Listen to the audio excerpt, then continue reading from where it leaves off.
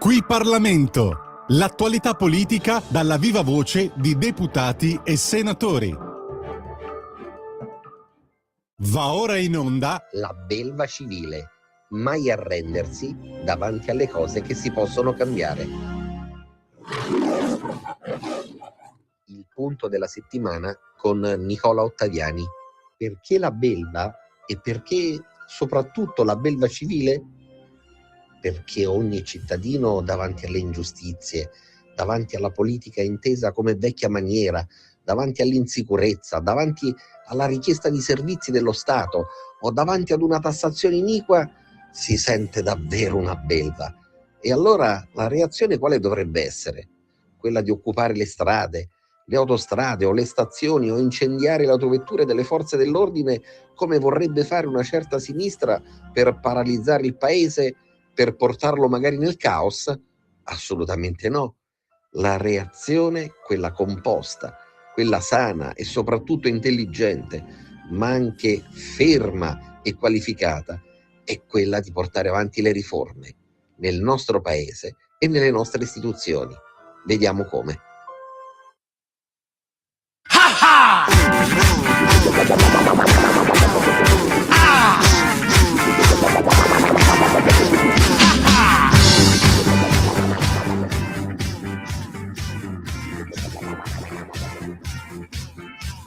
Sesso, mi dispiace niente sesso, sono l'ombra di me stesso, sono ormai ridotto all'osso. Sesso, tutto intorno è sesso, la tua pelle in cartellone, tutto mondo in distorsione. Niente da inventare, niente da maledire, che l'amore sia amore, non un morto da esumare, o affidarsi al sesso e buttare i sentimenti in fondo al cesso. Vita, fa che sia vita, che io schiavo non sia di una squallida idea, che quel letto non sia la chiave di tutto. È vero che ti sai dare, l'amore non è godere, l'amore non è un affare, non è un modo di dire l'amore. Sesso, sesso, sesso, che la tua non sia una sfida, un dovere il dare, un insulto è il verbo amare. Sesso, una frase senza nesso, forse un compromesso per chi è già stato fatto fesso. Senza mai invecchiare, con rimorso per tutore, fare finta di cambiare, mentre resta tutto uguale, o affidarsi al sesso e buttare i sentimenti in fondo al cesso. Ha ha! Vita, ho bisogno di vita, cambia un poco anche tu, cerca d'essere tu, prima che la notte scenda e sia finita. Vita,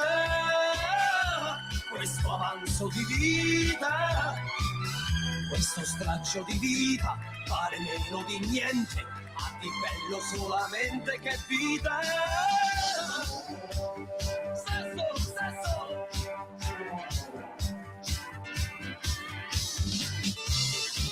Sesso, OS. Sesso, OS. OS. La materia, ancora una volta, è quella della giustizia, ma in questo caso siamo costretti a trasferirci oltreoceano perché quello che sta avvenendo all'interno di un procedimento penale che riguarda Jeffrey Epstein, il magnate americano, accusato di traffici sessuali addirittura in danno di minori, sembra che possa avere un'incidenza sull'intero pianeta e soprattutto sembra che possa permettere una ricostruzione di quello che è avvenuto in quegli anni in cui c'era anche un'amministrazione che faceva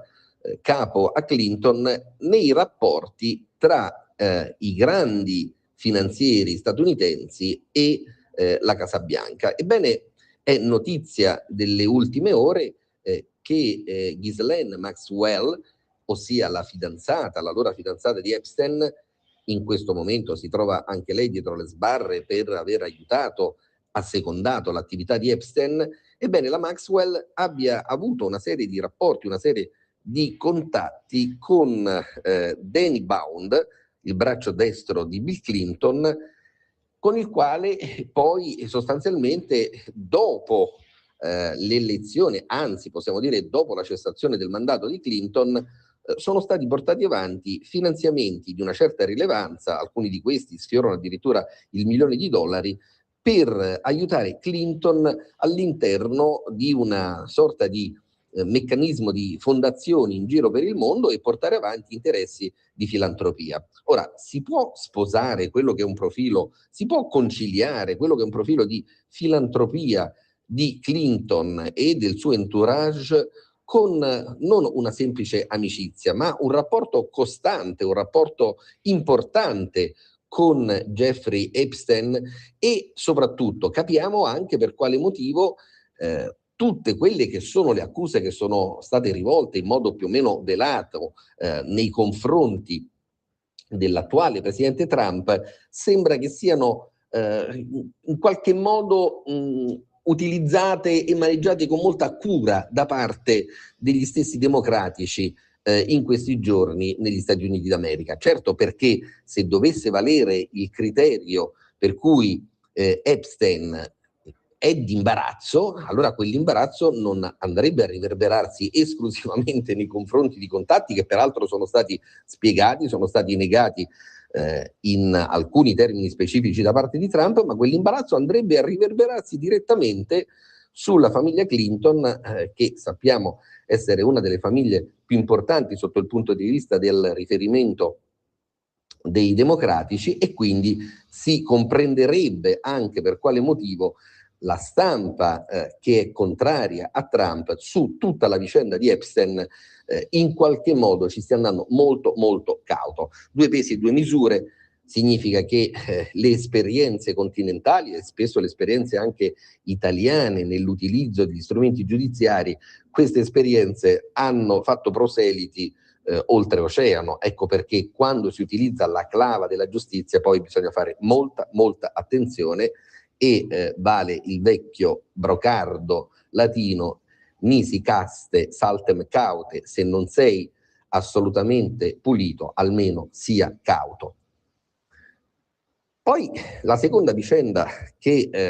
vale la pena di commentare è quella relativa, e vediamo quindi le cose in chiaroscuro, all'uscita da parte dell'eurodeputato, perché al di là poi di quelli che possono essere i ruoli prima in cui si indossava la divisa, è importante per noi parlare esclusivamente di quelli che sono i ruoli politici. Ci stiamo riferendo all'uscita dalla Lega da parte dell'eurodeputato Bannacci. Ora si può discutere di tutto, si può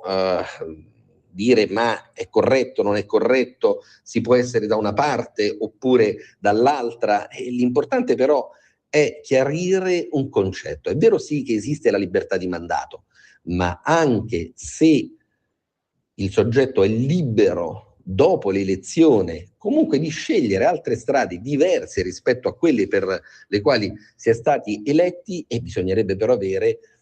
in questo caso la umiltà, o per altri che la si giudica in un altro modo anche l'onestà intellettuale di dimettersi da quell'incarico e far sì che altri subentrino, perché si può prendere anche 300.000 voti, 400.000 voti, 500.000 voti, ognuno di noi li può moltiplicare i voti, ci mancherebbe altro, ma se quei voti vengono presi all'interno di un partito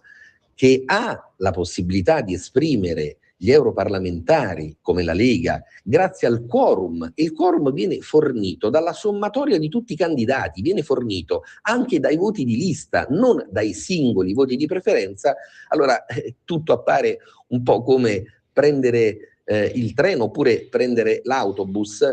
scendere alla prima fermata utile senza pagare il biglietto, magari prendendo anche in inganno, traendo in inganno quello che è il conducente e facendo vedere al conducente che invece il titolo di guida lo si ha. Non stiamo qui a recriminare sul perché sia entrato, perché abbia voluto accettare prima la carica di vice segretario per poi sostanzialmente non contribuire a quelli che sono anche gli interessi, gli scopi del partito, con quello che avviene normalmente per tutti i deputati, gli eurodeputati con l'autofinanziamento. Parliamo soltanto di quello che è un profilo di legittimità e di legittimazione. È vero, quello che può dire ogni eletto, che ogni eletto 5 minuti dopo che c'è la proclamazione ha la libertà massima di mandato, ma questo non significa però non essere riconoscenti nei confronti della lista e nei confronti di quel popolo elettorale che ti ha dato la possibilità di ricoprire un incarico, che è quello di rivestire quindi un incarico pubblico, utilizzando quello che è il quorum di un'associazione di diritto privato, perché i partiti sono associazioni di diritto privato, ma che hanno un rango e una rilevanza pubblica anche sotto il punto di vista istituzionale. Quindi non stiamo qui a fare né etica né morale, ci mancherebbe altro, vogliamo ricordare però quello che è il profilo della invocazione delle regole. Quindi si è liberissimi di optare per un'altra scelta, ci mancherebbe altro, si è liberissimi di passare da una casa ad un'altra, l'importante però che i debiti per l'acquisizione del primo immobile, della prima casa, non ricadano poi esclusivamente su quelli che la casa l'hanno costruita in barba a chi ha voluto abbandonarla. Ultima questione è quella che riguarda le Olimpiadi che si stanno celebrando in questi giorni, le Olimpiadi di Milano Cortina. Bene, fino a un mese fa la stampa, soprattutto quella di sinistra, titoleggiava ma sperpero di risorse pubbliche, bene fece all'epoca la Raggi a non portare avanti la richiesta di localizzare le Olimpiadi a Roma perché probabilmente sarebbe stato un flop sotto il punto di vista mediatico, sotto il punto di vista anche economico e imprenditoriale. Ecco, qui sta la differenza tra come intende lo sviluppo di questo paese il centrodestra e come ha inteso per molti anni invece la sinistra lo sviluppo dei costi e non degli investimenti. Portare avanti gli investimenti significa credere nel sistema paese, realizzare infrastrutture importanti come sono quelle che rimarranno per i prossimi 100 anni nella zona di Milano, nella zona di Cortina, nella zona del Veneto, le infrastrutture anche di carattere logistico, viario, che rimarranno a disposizione non solo degli sportivi ma delle intere comunità locali. Questo significa mettere l'Italia in vetrina, come sta avvenendo in questi giorni, in queste ore, proiettandola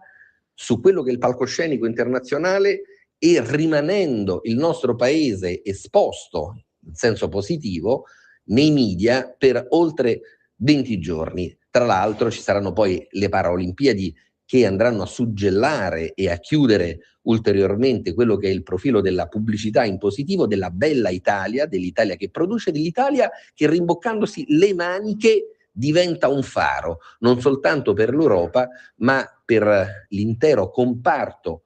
economico mondiale, perché grazie a quella che è la pubblicità che ne deriverà in positivo per il nostro paese, il prodotto interno lordo si stima che possa avere un aumento di almeno lo 0,2-0,1 nel giro dei prossimi 6 mesi. Quindi ben vengano queste iniziative portate avanti dai governatori, soprattutto della Lega, in uno con il vice premier Matteo Salvini, che ha scommesso su questa operazione e possiamo dire l'ha vinta lui, l'ha scommessa e l'ha fatta vincere all'intero paese.